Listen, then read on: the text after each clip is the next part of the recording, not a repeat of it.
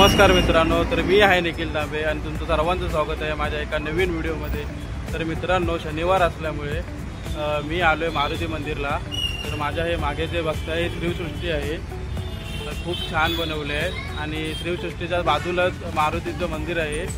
तर आपण जाऊयात, दर्शन घेऊया, श्रीसृष्टी पाहूया, खूप छान आहे।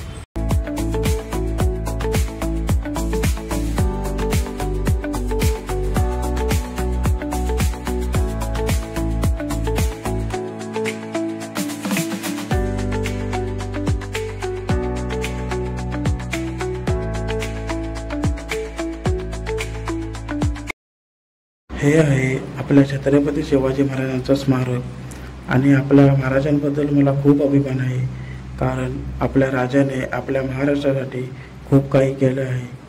त्यांच्यामुळेच आपण हे दिवस बघतोय।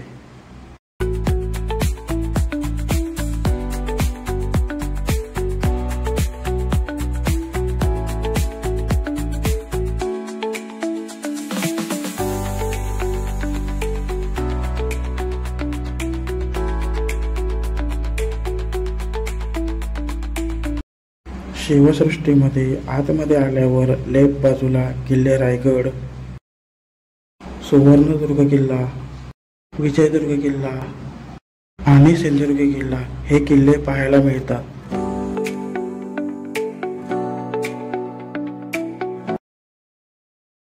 हे आहे मारुती रायाचं मंदिर।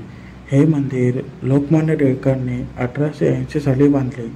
त्यानंतर या मंदिराला लोकमान्य टिळक मारुती मंदिर असे म्हणण्यात आले।